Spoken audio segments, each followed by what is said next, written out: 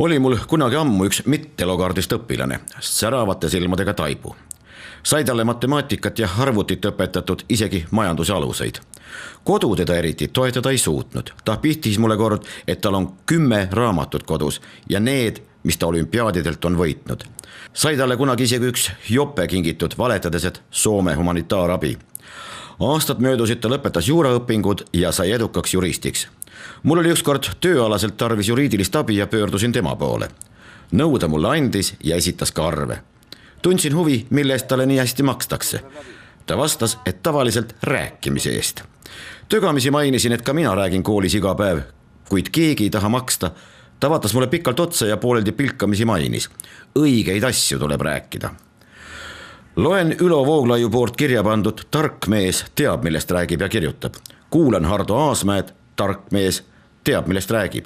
Kuulan Tõnu Otsa, tark mees, sama lugu. Kuulan aga Pevkurit, kuulan Kiislerit, saan aru, et nad ei tea, millest nad räägivad.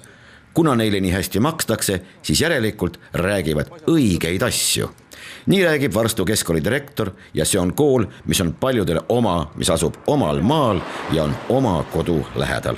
Tundub niimoodi, et meie riiki juhivad praegu raamatupidajad, kes arvestavad kõike raha järgi. Raha järgi on arvestus käinud ka selle mõttega, missugused koolid säilitada, missugused kinni panna. Väga palju maakoole üldse on plaanis kinni panna, mitte ainult maapiirkondades, mujal ka, jätta ainult mingisugune hulk gümnaasiumi ja nii edasi. Missugune on Varstu keskkooli tulevik? Kaua ta veel kestab? Täpselt nii kaua, kui me õpetajate missioonitundes suudame teda hoida. Ja nii kaua, kuni lapsevanemad usaldavad meid. Põhimõtteliselt, kuna riik annab raha peade pealt, siis kui klassis on 35 õpilast, siis saadakse X raha ja kui seal on poole vähem õpilasi, siis saadakse X jagatud 2 raha. Aga tundide hulk, mis ära tuleb anda, on ju sama. Järelikult see saab toimuda ainult õpetajate palgaraha arvelt, ehk nad saavad täpselt poole vähem raha sama töö eest. Ja kuna me oleme loobunud nagu klassidega gümnaasiumist, meil on klassideta gümnaasium, ehk siis teatud kursused õpivad 10-11 koos, teatud kursusi, valikkursusi õpivad kõik 3 klassi korraga koos, justkui 10, 11, 12, siis niimoodi me saame hakkama veel, isegi oma väikese õpilaste arvuga. Aga parem muidugi oleks, kui kohalikud inimesed teadvustaksid selle ikka ära, et ega kohaliku kauplust või kohaliku postkontorit ei sulge keegi kuskilt kaugelt. Tegelikult me oma enda kätega paneme kinni. Siis kui meie enam maapoest ei osta piima, käime seda linnast toomas, siis see maakauplus kinni lähebki.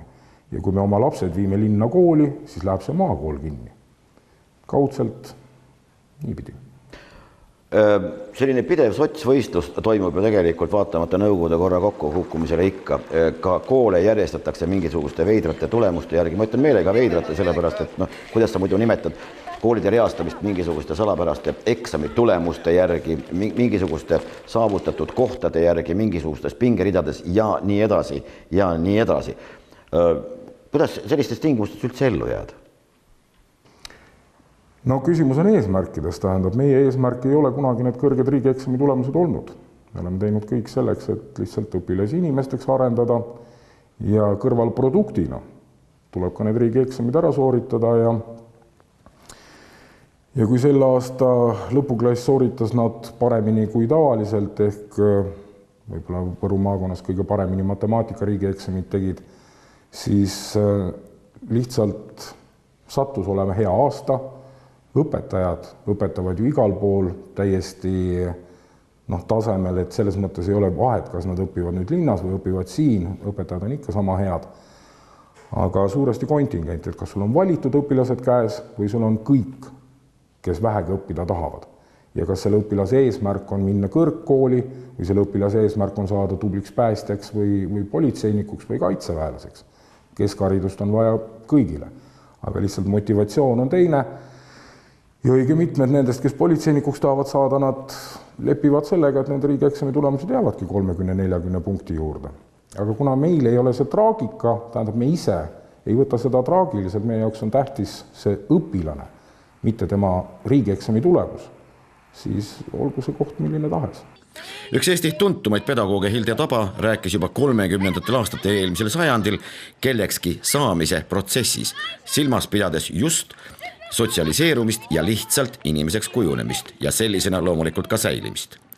Inimlikkus on suuresti selle asja nimi. Jah, no me oleme ju püüdnud sõnastada seda enda kooli motot ja me oleme leidnud, et kõige parem on selline moto, et me oleme kodune kool. See ei tähenda seda, et me oleme kodule liiga lähedal või et me toimetame nagu kodus, vaid me võtame neid lapsi lihtsalt nii nagu kodus võetakse. Et mitte lihtsalt, et mul on üks inimene, keda on vaja seal kuskil pingis õpetada, vaid just nimelt see inimese arendamine. Ja tähendab, me katsetasime siin ühe õpilasega, kellel oli hästi raske sünnitrauma. Ja tegelikult ei tohiks teda nagu üldse gümnaasiumi võtta, sest meil oli ette teada, et tema reaalainet ka tegelev aju osa on saanud kahjustada. Ja tõepoolest tähendab matemaatikas, füüsikas mitte mingeid seoseid ei tekkinud. Ta oli suuteline mälu järgi küll midagi üles ütlema ja nii edasi, aga selles sai ta väga hästi hakkama laulmisega, kirjandi kirjutamisega, ta sai täiesti hakkama ühiskonnaõpetuses, ajaloos, et kõik need sektorid olid korras. Ja ta käis meil 10. ja 11. klass ära, sooritas rahulikult geograafias riigieksami positiivsele tulemusele, heale keskmisele tulemusele. Aga õppenõukogu hääletas ta sellepärast välja, et ta ei lõpeta gümnaasiumi, kuna ta matemaatikat, füüsikat ei saa. Ja seetõttu jääb tema matemaatika, füüsika 2. Et me ei ole valmis veel neid teistsuguseid inimesigi aktsepteerima, rääkimata siis sellest, et neid ühikuid ei õpeta seal. No kõlab küll üsna uskumatuna, aga kuidas teile inimlikult mõjub kas või selles mõttes, et te tulete jälle tööle, te lööte lehe lahti ja hakkate seal lugema kokku mingisugused edetabeleid. Tallinn loomulikult, kõige parem Gustav Adolf, seal veel mingisugused troonivad seal kuskil ridade tipus ja siis tulevad mingisugused veidrad maakoolid, kelle kohta isegi lugeja küsib ka, et no, aga milleks meile niisugused koolid? Kunagi üks roheliste erakonna esindaja ütles, et talle peaks tegelikult meeldima, kui Eestimaa muutub täiesti roheliseks. Et kaovad kõik need külad ära ja kõik on niimoodi metsad, sood, rabad. Aga ütles, et kui ta Tallinnast Tartusse sõidab, siis tahaks vahepeal nagu ikka autost välja ka tulla ja kui ta teab, et metsas ainult hundid ja röövlid elavad, et siis on ka nagu paha. Et tegelikult võiks ikkagi Eesti olla kaetud ühtlaselt inimestega. Et kindlasti ei maksa maru roheliseks muutuda, et likvideerime kogu selle maaelu ära ja ongi ainult üksikud viljapõllud, kuhu siis hommikul traktoristid tuuakse linnast bussiga tööle. Ja omanik on ei tea kuskil hoopis loomusega elab kuskil mingis muus tõenäoliselt Saksamaal või Austrias nagu piimakarjadega juba on juhtunud. No, see tuleb kuidagi 200 aasta taguselt vägagi tuttav ette, et tegelikult omanikud, siis elati küll siin ka, aga kõneldi hoopis teist keelt.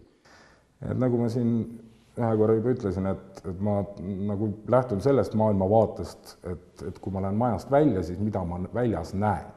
Ja see vaade ongi minu maailmavaade. Et ümberringi on küll rohelust, aga seal peavad olema ka ikkagi inimesed ümberringi. Ja kunagi ma poliitikutele tegin ettepaneku, et miks ei võiks riigi tellimusi tegevad tehased asuda riigi ääremaal. Näiteks sõdurisaapaid. Riik vajab neid. Miks ta ei või oma rahadega panna seda sõdurisaabaste tehast kuhugi püsti, missu näiteks? Või miks ei võiks varstus valmistada autonumbrimärka? Miks neid peab Tallinnas tegema? Tähendab, see, mis on riigi tellimus, selle jao on neil nagu garanteeritud tellimus ja ülejäänu töö hangivad ise juurde. Aga niimoodi, et nad täiesti turukonkurentsis on nii, et mingit konkreetset tellimust ei ole, niimoodi on väga raske kuskil äärealal tegutseda. Meil on näiteks kohaliku sööklaga samasugused reeglid kehtestatud, et see on valla poolt antud kasutada selline ruumid, seadmed. Meie ostame nende käest selle garanteeritud miinimumi, ehk siis õpilaste toidu, aga kasumi ja kõik ülejäänu teenivad nad ise juurde. Ja see töötab suurepäraselt. See koolisöökla, mis asub teises majas, on kõik matuselauad, kõik pulmalauad, töötajatel on korralik palk, aga kui ta ainult toidaks, tähendab neid pulmi, ei tuleks ta toime. Kui ta oleks ainult koolisöök, siis oleks ka nii, et miinimumpalk. Ja sama bussiringide ja kõigega. Et kui riik, tähendab, ostab mingi garanteeritud koguse, siis on võimalik, tähendab, inimesel sinna juurde toimetada. Mis te arvate, mis takistab kõikvõimalikele ametnikele, vähemalt selline on mulje jäänud ja nende ametnike puhul, kes asju otsustavad, mis takistab neile aru saamast, et kool ei ole pelgalt mingisugune hoone, kus töötavad õpetajad mingisuguse kindla töökoormusega vastavalt tööseadusandlusele see ja kuhu õpilased tulevad või vanemad toovad nad õppimise protsessi nii-öelda läbiviimiseks ja viivad nad pärast siit koolist jälle minema. Väga suuresti sõltub ju sellest, millisest keskkonnast need otsustajad ise tulnud on. Siin võiks tsiteerida ühte luuletust, et kui kõndima oled õppinud parkettide peal, ei mullas sul olegi lugu. Et kui sa ise oled juba linnatänavatel üles kasvanud ja seal hariduse saanud, siis sa hakkadki niimoodi mõtlema, et see ongi kõige tähtsam. Ja kui klassi sees ja koridoris ja tänaval igal pool on kogu aeg ainult konkurents, mitte koostöö, siis arvad, et niisugune ongi maailm. Enamuses ikka töötab see asi koostööl ja eestlastele heidetaksegi seda väga ette, et me oleme väga individualistlikud ja me ei armasta koostööd. Et minu maailmavaade on saanud siin maal nagu alguse, mitte nende parkettide peal. Ja seetõttu ma mõistan ja mu õpetajad enamuses on ka. Paljud neist on meie enda vilistlased. Vähesed on linnas sündinud ja siis avastanud maaelu võlud.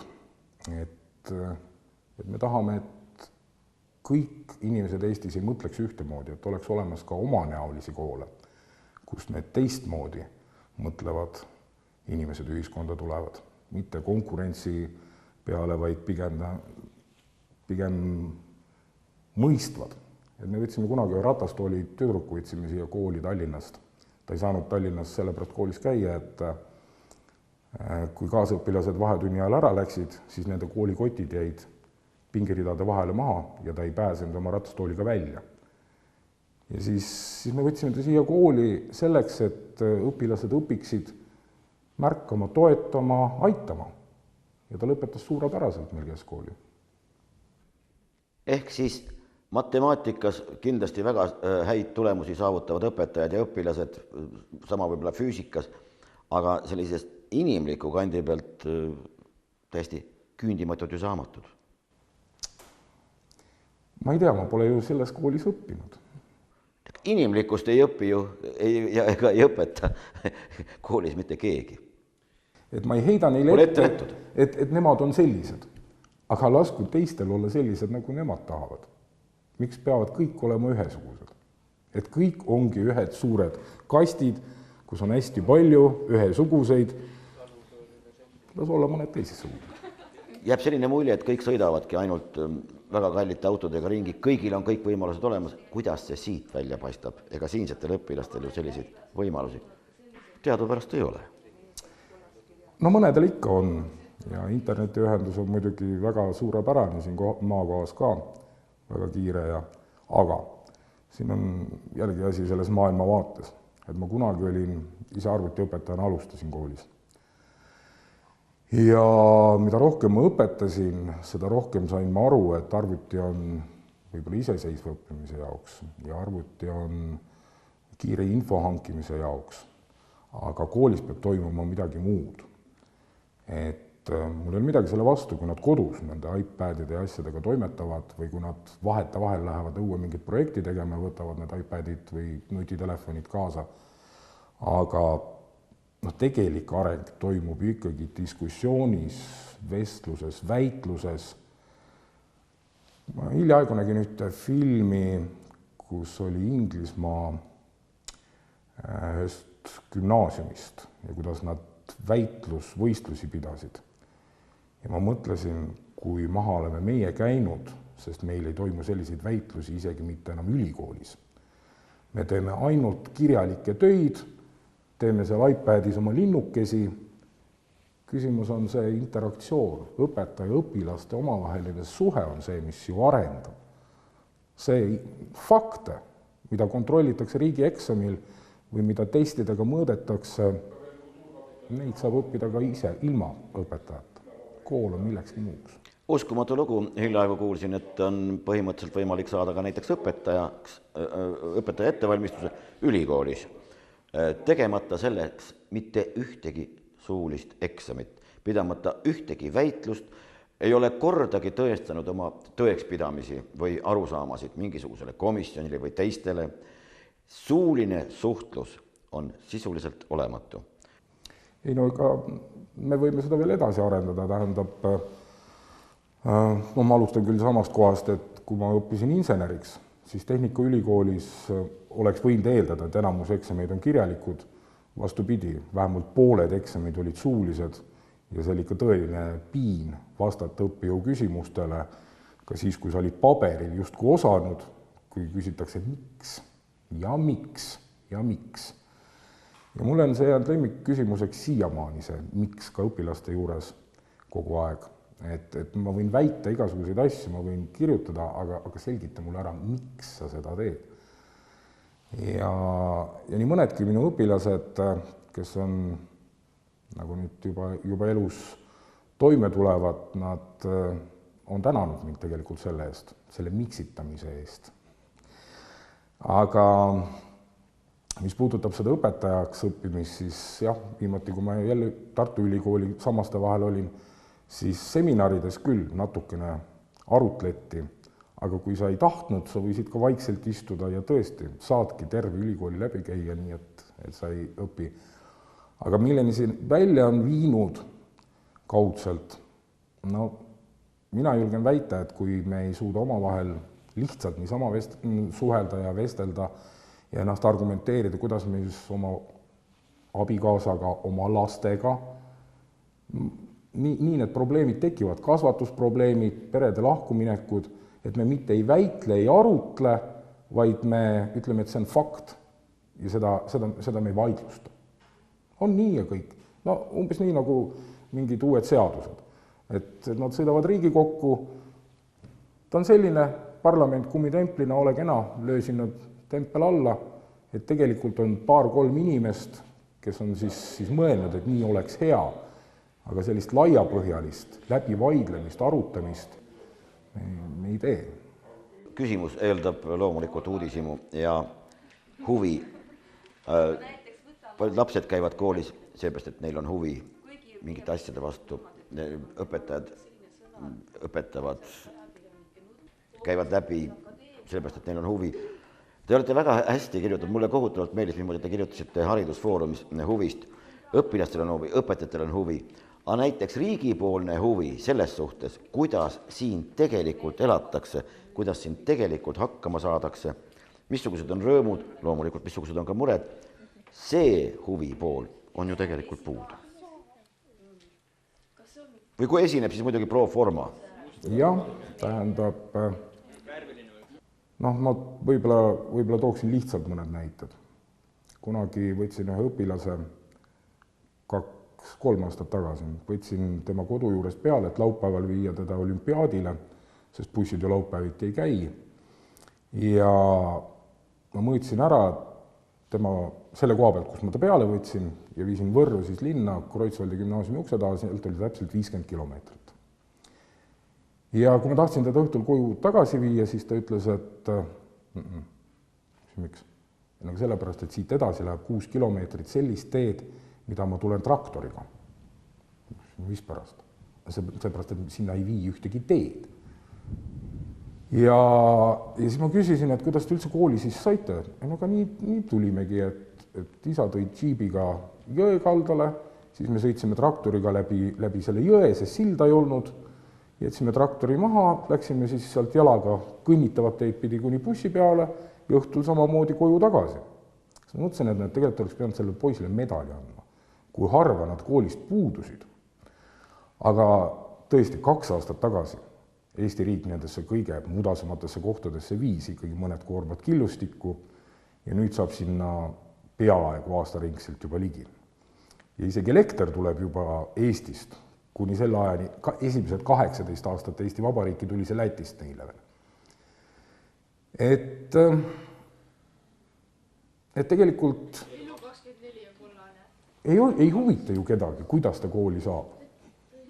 Ei huvita. Millegipärast, see ei tule ju kuidagimoodi statistiliselt välja.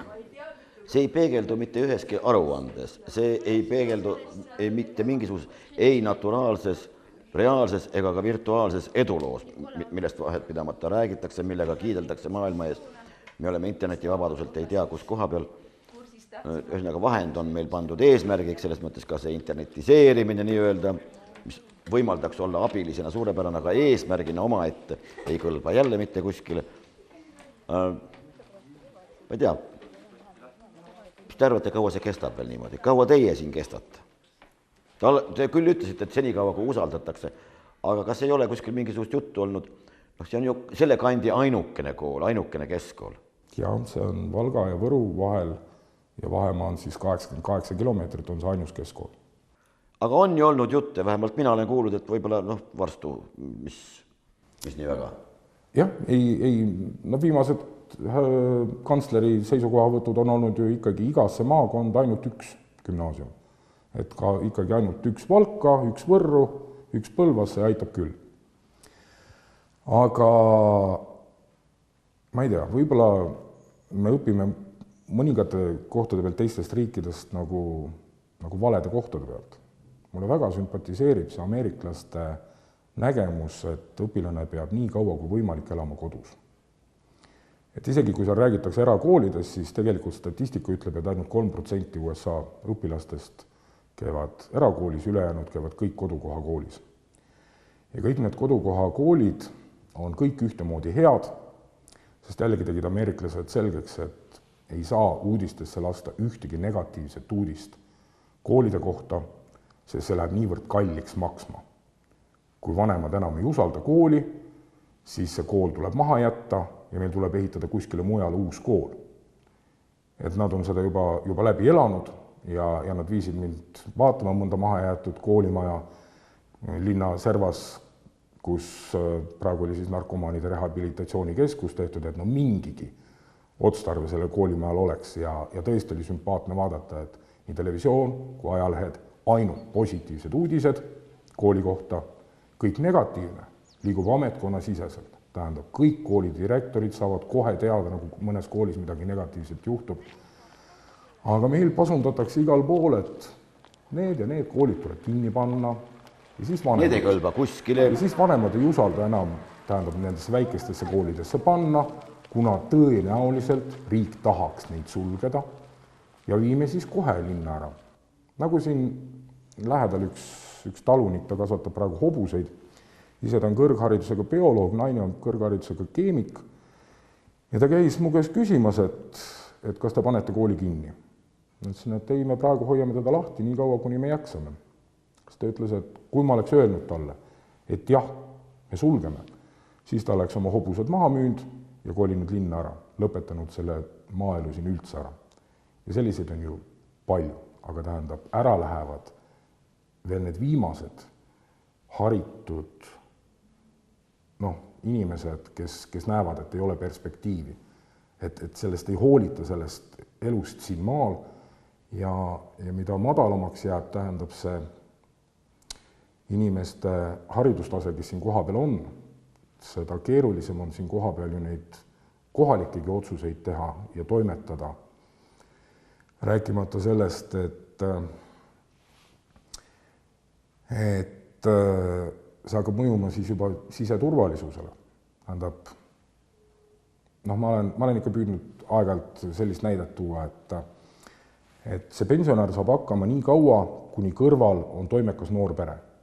Sel pensionäril ei lähe tihti seda abi vaja, aga piisab sellest, et talle tuuakse need puud naabri poolt õue peale ära ja võib-olla lükatakse niidukiga heinamaa puhtaks kord 2 aastas, tähendab vahete vahel, kas või lükatakse tee. Aga siis, kui ta jääb päris üksi ühtegi noort enam kuskil ümberringi ei ole, siis tuleb temale ka leida hooldekodu.